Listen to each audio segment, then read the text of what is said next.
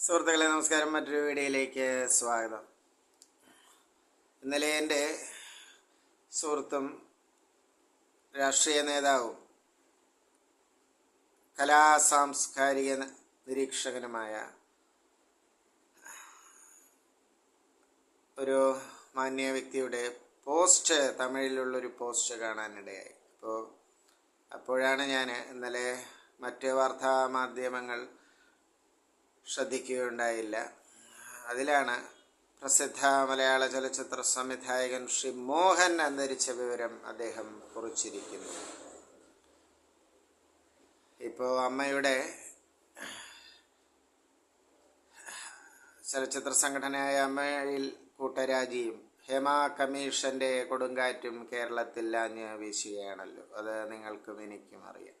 അപ്പോൾ ഇതിൻ്റെ പശ്ചാത്തലത്തിൽ ശ്രീ മോഹൻ എന്ന പ്രസിദ്ധ സംവിധായകൻ്റെ മരണത്തിൽ യാതൊരു ചലച്ചിത്ര പ്രവർത്തകരും പങ്കെടുക്കുകയോ അതിനൊരു ശ്രദ്ധ കിട്ടുകയോ ചെയ്തില്ല എന്ന് ആ കുറിപ്പിലുണ്ടായിരുന്നു. ശ്രീ മോഹനെക്കുറിച്ച് പറയുമ്പോൾ 80കളിലും 70കളിലും 80കളിലും ഒക്കെ ഭേദപ്പെട്ട സിനിമകൾ ചെയ്തൊരു സംവിധായകനാണ് ശ്രീ മോഹൻ. അദ്ദേഹത്തിൻ്റെ ശാലിനി എൻ്റെ കൂട്ടുകാരി, വിട പറയും മുമ്പേ, മുഖം, തീർത്ഥം തുടങ്ങിയ സിനിമകളൊക്കെ ശ്രദ്ധ നേടിയിരുന്നു. അപ്പോൾ ശാലിനി എൻ്റെ കൂട്ടുകാരി എന്ന സിനിമ ഞാൻ TV-യിൽ പല ആവർത്തി കണ്ടിട്ടുണ്ട്. പ്രമേയപരമായി വലിയ ഉയർന്ന ഒരു നിലയിലല്ലെങ്കിലും ഭേദപ്പെട്ട ഗാനങ്ങളും ആഖ്യാനവും ഒക്കെ കൊണ്ട് നല്ലൊരു സിനിമയായിരുന്നു.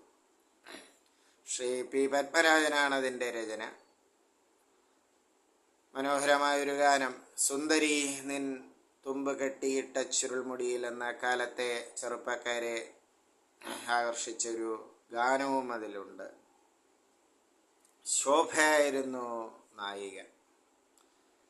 വിജയം കൈവരിച്ചൊരു സിനിമയാണ്. അദ്ദേഹത്തിൻ്റെ മറ്റൊരു ചിത്രം വിട പറയും മുമ്പേ 80കളുടെ ആദ്യം പുറത്തിറങ്ങിയ ചിത്രമാണ്. അതിൻ്റെ ആ പോസ്റ്റർ ഡിസൈന് അക്കാലത്തെ കലാ ആസ്വാദകരെ ആകർഷിച്ചത് ഒരു പോസ്റ്റർ ഡിസൈനിങ് ആണ്. ശ്രീ പ്രേം നസീറും ആ ചിത്രത്തിൽ ഒരു മുഖ്യ വേഷം ചെയ്തു. ശ്രീ നെടുമുടിയുടെ വേഷവും ശ്രദ്ധിക്കപ്പെട്ടു. ഞാൻ ആ ചിത്രം കണ്ടിട്ടില്ല, എങ്കിൽ പോലും അതിൻ്റെ പോസ്റ്റർ അന്നത്തെ ആ വിട പറയും മുമ്പേ നെടുമുടിയുടെ ആ ഒരു വിടപറച്ചിലിന് മുമ്പുള്ള ആ ഒരു ഭാവം ഉൾക്കൊണ്ടുള്ള ആ മുഖഭാവം ചിത്രീകരിക്കുന്നൊരു പോസ്റ്റർ വിട പറയും മുമ്പേ എന്ന സിനിമയിലെ അക്കാലത്തെ സിനിമ നിരീക്ഷകരെ ആകർഷിച്ചിരുന്നു. ആ പോസ്റ്റർ ഡിസൈനിങ്ങിൻ്റെ ആ ഒരു ഗാംഭീര്യമാണ് ഞാനിവിടെ പറയാൻ ഉദ്ദേശിക്കുന്നത്. വാടക വീടൊഴിഞ്ഞു, ഞാൻ എൻ്റെ വാടക വീടൊഴിഞ്ഞു, താക്കോലേൽപ്പിച്ചു തുടങ്ങിയ വരികൾ ഉൾക്കൊള്ളുന്നൊരു മനോഹര ഗാനവും ഈ ചിത്രത്തിലുണ്ട്. പിന്നെ തീർത്ഥം, മദ്യപാനത്തിൻ്റെ ദോഷവശങ്ങളെക്കുറിച്ച് പ്രതിപാദിക്കുന്നൊരു സിനിമയാണ് തീർത്ഥം. അത് ഞാൻ TV-യിൽ കണ്ടത് ഓർമ്മിക്കുന്നു. തെറ്റില്ലാത്തൊരു ചിത്രമാണ്. പിന്നെ മുഖം, ഒരു കുറ്റാന്വേഷണ സ്വഭാവമുള്ളൊരു ചിത്രം. ആഖ്യാനം കൊണ്ട് പ്രേക്ഷക ശ്രദ്ധ നേടിയ ഒരു ചിത്രമാണ്. ശ്രീ മോഹനെക്കുറിച്ച് എവിടെയോ വായിച്ചതോർക്കുന്നു. അതായത് ഒരു ബാങ്ക് മാനേജർ വരുന്നത് പോലെ രാവിലെ ഏതാനും വീടിൻ്റെ ചുറ്റളവിലാണ്, അദ്ദേഹത്തിൻ്റെ സ്വന്തം ഭവനത്തിൻ്റെ ചുറ്റളവിലാണ് ഷൂട്ടിംഗ് എങ്കിൽ ഒരു ബ്രീഫ് കേസുമായി വീട്ടിൽ നിന്നും രാവിലെ കാപ്പികുടിയൊക്കെ കഴിഞ്ഞ് അദ്ദേഹം സെറ്റിലെത്തുന്നു. വൈകുന്നേരം ആ ബ്രീഫ് കേസുമായി ഒരു ബാങ്ക് മാനേജർ തൻ്റെ തൊഴിലിൽ ഏർപ്പെടും പോലെ തിരികെ പാക്കപ്പിന് ശേഷം വീട്ടിൽ പോകും. ഇതായിരുന്നു അദ്ദേഹത്തിൻ്റെ ഒരു രീതി എന്ന് ഏതോ ചലച്ചിത്ര മാസികയിൽ വായിച്ച് കേട്ടിട്ടുണ്ട്. അപ്പോൾ ശ്രീ മോഹൻ്റെ അവസാന ചിത്രമായ അങ്ങനെ ഒരു അവധിക്കാലത്ത് ഞാനും സുഹൃത്തുക്കളും തിയേറ്ററിൽ നിന്നും തിരുവനന്തപുരത്ത് പോയപ്പോൾ തിയേറ്ററിൽ നിന്നും കണ്ടത് ഓർമ്മിക്കുന്നു. അതും തെറ്റില്ലാത്ത ചിത്രമാണ്. മോഹൻ്റെ സിനിമകളെക്കുറിച്ച് പറയുമ്പോൾ തീരെ കുടുംബത്തോടുകൂടെ കാണാവുന്നുള്ള, തീരെ വൃത്തികേടില്ലാത്തൊരു ആഖ്യാന ശൈലിയാണ് അദ്ദേഹത്തിൻ്റേത്. കുടുംബത്തോടുകൂടി കാണാൻ കഴിയുന്ന ചിത്രങ്ങളാണെന്ന് ചുരുക്കം. അദ്ദേഹത്തിൻ്റെ 2 പെൺകുട്ടികൾ VT നന്ദകുമാറിൻ്റെ ഒരു നോവലിനെ അടിസ്ഥാനപ്പെടുത്തിയെടുത്ത 80കളിൽ ഇറങ്ങിയ ഒരു ചിത്രമാണ് 2 പെൺകുട്ടികൾ. ആ നോവൽ ഞാൻ വായിച്ചിട്ടുണ്ട്, സിനിമ കണ്ടിട്ടില്ല. അത് ലെസ്ബിയൻ, അതായത് സ്വവർഗ അനുരാഗത്തെ വിവരിക്കുന്ന 2 പെൺകുട്ടികളുടെ സ്വവർഗ അനുരാഗത്തെ വിവരിക്കുന്ന ഒരു നോവലിനെ അടിസ്ഥാനപ്പെടുത്തിയെടുത്തതാണ്. അതും ശ്രദ്ധിക്കപ്പെട്ടു എന്ന് കേട്ടിട്ടുണ്ട്.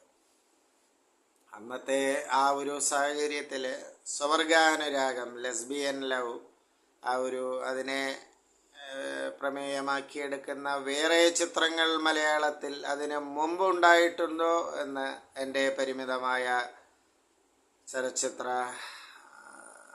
അറിവ് വെച്ച് തോന്നുന്നില്ല. അതൊരു നല്ല കാൽവയ്പായിരുന്നു എന്ന് തോന്നുന്നു. ചിത്രത്തെക്കുറിച്ച് തെറ്റില്ലാത്ത അഭിപ്രായവും അന്ന് കേൾക്കുകയുണ്ടായി.